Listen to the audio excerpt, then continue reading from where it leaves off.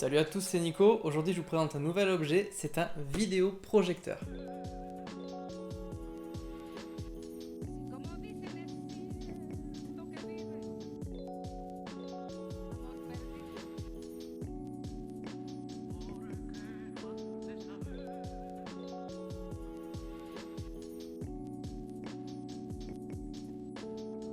Avant toute chose, je vais déjà poser les bases. Je suis totalement néophyte en matière de vidéoprojection, j'en ai jamais eu. Ça fait longtemps que je rêvais d'en avoir un, mais j'avais jamais encore sauté le pas parce que je trouvais que c'était trop compliqué à installer, qu'il fallait un écran, qu'il fallait ce genre de choses. Et comme pour l'instant j'ai toujours été locataire, j'ai jamais sauté le pas parce que j'avais aussi l'impression qu'il fallait qu'on perce pour fixer ce genre de choses. Quand la marque Toptro, alors oui, je sais, commencez pas à vous moquer, m'a contacté pour tester leur vidéoprojecteur, j'ai vraiment sauté le pas. Bon, au final c'est un test, si jamais ça me convient pas, je pourrais toujours leur envoyer le produit. Et il se trouve que malgré les a priori que j'avais, même en étant en location, sans forcément percer ses murs, installer des trucs immenses, on peut avoir vraiment une expérience géniale. Alors du coup je vous vois venir déjà, ouais il y connaît rien, comment il peut nous parler d'un vidéoproche s'il y connaît rien? Alors déjà pour vous répondre, c'est absolument vrai, j'y connais rien du tout, mais ça m'empêche pas d'essayer de vous expliquer un petit peu mon expérience par rapport à ça, et je trouve que ça peut être intéressant des fois d'avoir des avis des personnes qui sont pas forcément hyper pointus dans ce sujet-là, parce que finalement, faut pas se leurrer, ça correspond un peu au profil de la plupart des gens qui vont acheter sur Amazon.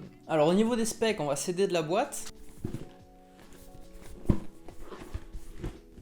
Il y a rien. Donc on va pas s'aider de la boîte. J'ai noté rapidement des petits points que j'ai pu trouver dans la notice ou sur la fiche produit, parce que comme je disais sur la boîte, il n'y a pas grand chose. C'est un projecteur qui est 720p, donc on n'est pas sur du 1080p, ce qu'on appelle la Full HD. Je reviendrai plus tard dans la vidéo pour prouver si ça a vraiment un gros impact ou si ça peut quand même faire en sorte que l'expérience soit bonne. Il fait 4500 lumens. Alors comme je disais au début de la vidéo, j'y connais pas grand chose, mais j'ai pu quand même comparer avec les autres produits et apparemment c'est plutôt dans la moyenne haute. Au niveau du contraste, on est sur un bullshit de 4000 pour 1. Toujours pareil, j'y connais rien, mais je sais que ça me paraît quand même un peu haut pour la gamme de prix. Je reviendrai plus tard sur le prix. Il peut projeter une image nette qui ferait entre 33 pouces et 200 pouces. On a une correction trapézoïdale de plus/- 15 degrés, donc ça c'est pareil, j'y reviendrai dessus. On a quelque chose qui est assez rare sur cette gamme de prix apparemment, c'est une plage de zoom, donc de dézoom en l'occurrence, qui va de 75% à 100%. Ça c'est pareil, j'y reviendrai, mais ça va vous permettre de dézoomer l'image, parce qu'effectivement vous allez voir que quand on le place à 3-4 mètres, on commence à avoir une image qui est très très grande. Donc suivant la configuration de votre salon, c'est très important de pouvoir la réduire cette image. La durée de vie de la lampe, qui est vraiment le point noir des vidéoprojecteurs, parce qu'une lampe ça vaut quasiment le prix du vidéoprojecteur, elle est annoncée pour 55 000 heures, ce qui fait environ 18 ans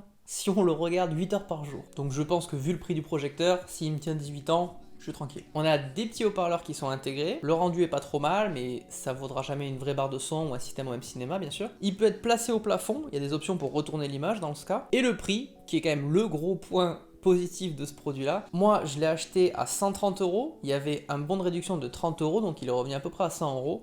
Au jour où je tourne la vidéo, il est passé à 98 € et il y a un bon de réduction de 10 €. Donc on est vraiment en dessous des 100 € maintenant. Pour la boîte, je vais passer rapidement. Il n'y avait rien de fou à l'intérieur. On avait un câble d'alimentation, un câble HDMI, un câble avec 3 fiches audio-vidéo, un chiffon pour l'optique, une télécommande. Rien de fou. Voilà, la télécommande, on y reviendra plus tard. Alors pour la connectique, je vais vous faire un petit zoom du produit. On va regarder ça ensemble. Hop. Au niveau de la connectique, on va avoir ici un port casque, un port audio-vidéo, un port HDMI, un port VGA, s'il y en a qui utilisent encore le VGA, et un port carte mémoire qui prend des cartes SD, il me semble. À l'arrière, on va avoir un récepteur infrarouge pour la télécommande, on va avoir un deuxième port HDMI et un port USB où vous allez pouvoir mettre des clés qui contiennent vos films. Donc là pareil, petit bémol, je vous conseille pas de mettre des fichiers 4K sur votre clé USB parce que clairement il pourra pas les décoder. Par contre, pour pallier à ça, et c'est ce que j'ai fait, on peut lui brancher une petite box, par exemple une mini box de chez Xiaomi ou une Nvidia Shield. Toute la partie de décodage, vous la laissez à ces box là et là du coup vous êtes tranquille. Et ici on va avoir le port d'alimentation. De ce côté, on n'a rien de spécial. Et d'ici, on a l'optique avec les deux bagues. La bague au niveau du focus et la bague du trapèze. Donc rapidement, pour ceux qui ne connaissent pas, vu que c'était mon cas, sur tous les vidéoprojecteurs, vous allez avoir deux bagues ici, peut-être même plus sur certains produits, je pense. Il y en a une qui va régler le focus par rapport à la distance en fait où vous allez les mettre, forcément vous allez devoir régler le focus. Et l'autre bague au-dessus, ça va être le trapèze. Pour vous expliquer, en gros, si vous inclinez votre vidéoprojecteur, vu que l'image va être déformée, le trapèze va vous permettre de corriger ça. Et enfin, sur le dessus, on va avoir les boutons. Donc voilà, pas grand chose à en dire, on a un bouton power, un petit pavé pour pouvoir naviguer dans les menus, un bouton pour le menu, un bouton pour sélectionner la source et un bouton retour. Voilà, et ensuite un petit retour sur la télécommande, il n'y a rien de spécial à en dire, elle est assez sommaire, elle est de qualité vraiment moyenne, mais bon, elle fait le job, pas grand chose à en dire là-dessus. Au niveau de l'installation, déjà en premier lieu j'ai de la chance parce que là où j'habite j'ai beaucoup de murs qui sont totalement blancs, qui sont en plus mat, donc non brillants, donc ça va, c'est quand même plutôt optimal comme condition pour afficher sans forcément avoir besoin de mettre un écran. Après on est d'accord, un écran ça sera toujours mieux. Alors comme je disais au niveau de l'installation, pour le vidéoprojecteur en lui-même, il y a un câble à brancher, c'est le câble d'alimentation et c'est tout. Ensuite forcément vous allez avoir au moins un câble HDMI pour le brancher à votre source. Au niveau du son, comme je vous disais, il y a des haut-parleurs dans le vidéoprojecteur, donc vous pouvez vous en servir dans un premier temps. Après, je vous cache pas que c'est pas une qualité de ouf, donc c'est sûr que si vous pouvez relier par exemple une barre de son ou un système de home cinéma, c'est toujours mieux. Vous avez aussi une prise casque comme je vous ai montré. Donc pour pouvoir connecter une barre de son ou un casque en Bluetooth, ce que j'ai fait c'est que j'ai branché dessus une box Android de chez Xiaomi, la Mi Box S, qui elle du coup fait Bluetooth et peut se connecter à tous mes devices audio. Donc une fois qu'on a fait l'installation physique du produit, entre guillemets, on va avoir tout ce qui est réglage de l'image. Et là encore, c'est un petit peu compliqué quand on ne connaît pas, ça impressionne un petit peu. Donc déjà la première règle, ça va être de mettre le vidéoprojecteur vraiment en face de l'image. C'est-à-dire que moi bêtement, je pensais que j'allais pouvoir le mettre par exemple décalé et incliné ensuite et faire ceci par exemple, et en fait ça marche pas du tout. Là ce qu'il faut faire en fait c'est le mettre vraiment en face de l'image et après vous pouvez le lever ou le baisser et du coup régler ensuite avec la bague de réglage trapézoïdal, vous allez pouvoir régler votre image, mais vous n'avez pas ce qu'on appelle le lens shift qu'on a sur certains modèles très chers qui vous permet par exemple de mettre le projecteur sur le côté et de décaler en fait, de dire à la lentille d'afficher plus à droite ou plus à gauche. Donc ça sur ce modèle là on l'a pas. Une fois que votre image est réglée, qu'elle est droite, que le focus est à peu près bon avec vos bagues, vous avez tout ce qui est colorimétrie. Ça pareil, dans les menus du vidéoprojecteur, vous pouvez tout régler. Vous pouvez gérer le rouge, le vert et le bleu. Vous pouvez même sélectionner un des presets. On a des presets chaud, froid, moyen. Vous pouvez aussi régler la luminosité et le contraste. Et comme je vous disais, bon, moi c'est vraiment l'option qui a été le plus importante pour moi dans le menu, c'est l'option de dézoom. Parce que pour vous donner un ordre d'idée, en fait, j'ai posé mon vidéoproj à environ 3,50 m de mon canapé et j'avais une image de 130 pouces. Donc c'est vraiment énorme. Et par rapport au recul que j'avais à mon canapé, c'était beaucoup trop. Il fallait vraiment que je puisse dézoomer cette image-là. Et là encore, apparemment, des quelques recherches que j'ai pu faire, cette fonction de dézoom est assez rare sur cette gamme de prix. Grâce à cette fonction de dézoom, théoriquement, en fait, vous pouvez afficher n'importe où, puisque vous pouvez avoir une image de 33 pouces, qui est assez petit, jusqu'à 200 pouces, donc c'est énorme. Donc, quelle que soit la surface exploitable que vous avez pour afficher, finalement, grâce à ça, vous allez pouvoir l'utiliser. Alors au niveau de mon retour d'utilisation finalement, puisque c'est un petit peu le plus important de la façon dont j'ai ressenti tout ça. Forcément, vu que je suis un gamer, j'ai quasiment testé de suite de mettre une Switch dessus ou de brancher mon PC pour voir si on pouvait jouer sur quelque chose d'immense. En premier, j'ai testé avec Mario Kart parce que j'avais déjà ma petite idée de comment ça pouvait rendre et surtout, ça a confirmé en fait ce que je me disais, c'est que forcément, si on arrive à avoir une image nette de 120 pouces, ça veut dire que si on joue à 4 à Mario Kart, on a chacun un écran de 60 pouces, ce qui est énorme.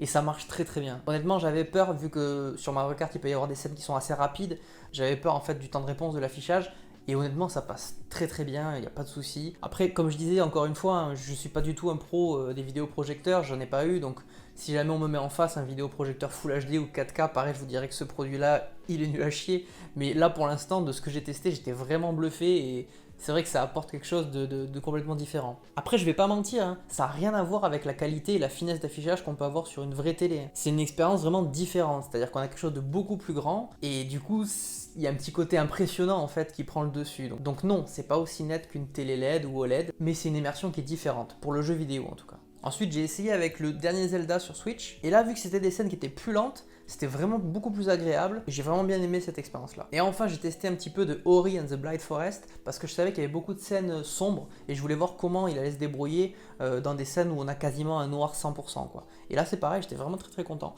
Après, j'ai essayé de me mettre vraiment dans des conditions optimales, en mettant très très peu de lumière dans le salon, voire pas du tout, et c'était top, quoi. Donc ça, c'était quand j'étais dans le salon. J'ai ensuite essayé de le mettre dans mon bureau où j'avais une surface exploitable qui était beaucoup plus petite. Je crois que j'avais quelque chose comme 60 pouces, je crois. Et là, c'est pareil, c'était vraiment top. Hein. Je vais vous mettre des exemples de vidéos 4K que j'ai trouvées sur YouTube. Alors, c'est pareil, hein, le vidéoprojecteur il fait 720p, donc ça veut tout et rien dire de mettre de la vidéo 4K, mais je voulais juste au moins être sûr de lui donner un fichier qui avait une qualité d'image qui était assez intéressante. Moi, je trouve que les couleurs, elles sont plutôt justes. Je les ai un petit peu réglées. La luminosité elle est top aussi. Pareil, j'ai mis quelques vidéos de gameplay de Mario Kart et ça a confirmé un petit peu l'impression que j'avais déjà eu dans mon salon, sauf que là on est sur une taille un peu plus réduite. J'ai mis des vidéos aussi de Zelda, de Breath of the Wild, c'est toujours sur Nintendo Switch.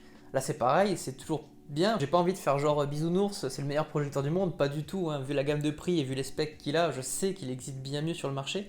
Mais pour quelqu'un comme moi, et peut-être comme vous, qui avait jamais eu de vidéoprojecteur ou qui n'avait pas envie d'investir 500, 600, 700, parce qu'on est plutôt dans ces sphères-là, au niveau du prix, bah, moi je trouve que c'est hyper satisfaisant, quoi. Mais là où je suis vraiment presque sûr de mon avis là-dessus, c'est au niveau des films.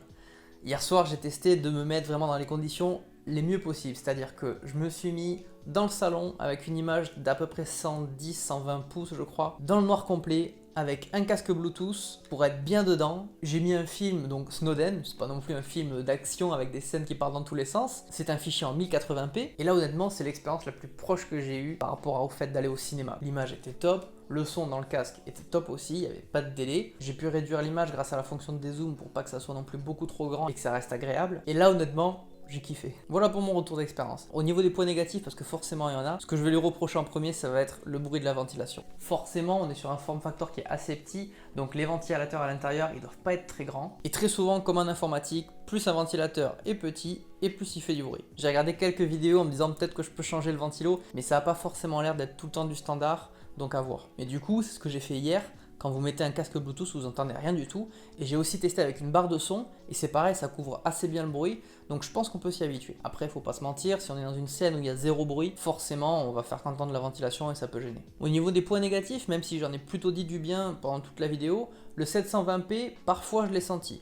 Quand j'ai regardé une anime ou tout ce qui est dessin animé 2D, quand on a des courbes ou des traits qui sont très nets, on peut avoir un petit effet d'escalier un petit peu du fait qu'on soit sur une résolution qui soit pas du tout du Full HD et encore moins du 4K. Un autre petit point négatif, ça va être la télécommande qui est vraiment cheap au possible, le plastique est vraiment pas ouf et bon, le feeling est moyen. Je pense qu'un truc sympa sur les télécommandes de vidéoprojecteurs, c'est au moins de éclairer les boutons puisque très souvent on est dans le noir. Là c'est pas le cas, pas grand chose à dire, je vais pas mentir, ça m'a pas énormément pénalisé puisque comme je disais, je passais souvent par une box Android, donc j'utilisais la télécommande de la box. Après tous ces points négatifs, j'ai vraiment du mal à leur donner un gros impact parce que je le mets toujours dans la perspective du prix, c'est-à-dire que là on est vraiment sur un produit qui est à moins de 100 €, donc il y a pas mal de choses qu'on arrive à excuser au produit, quoi. Voilà, c'est tout pour moi, c'est la fin de cette vidéo, j'espère que ça vous a plu. J'ai essayé d'être le plus condensé possible, déjà pour coller au nom de la chaîne qui reste Test Express. Je suis moi-même un gros consommateur de contenu sur internet et je sais que dès qu'on voit des vidéos qui font 15, 20, 30 minutes, on n'a pas la force de les regarder. En tout cas, je remercie la marque TopTro qui, malgré le fait d'avoir un nom un peu moyen, m'a envoyé ce vidéoprojecteur. J'étais très content de le tester, c'est plutôt un bon produit je trouve. Et si jamais ça vous a plu, c'est super important, n'hésitez pas à mettre un pouce bleu et surtout à laisser des commentaires, je vous répondrai, il n'y a aucun souci. C'était Nico et on se dit à la prochaine vidéo. Ciao.